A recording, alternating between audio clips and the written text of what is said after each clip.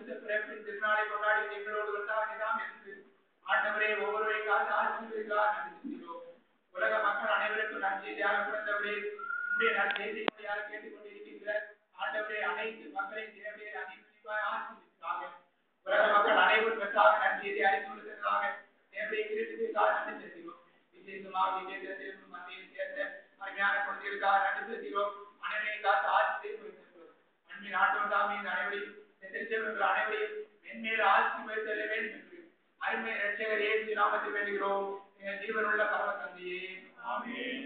நம்முடைய ஆண்டவராகிய இயேசு கிறிஸ்துவின் கிருபை, பிதாவாகிய தேவனுடைய அன்பும் பரிசுத்த ஆவியானவருடைய ஐக்கியமும் உங்கள் அனைவரோடு இருப்பதாக. ஆமென்.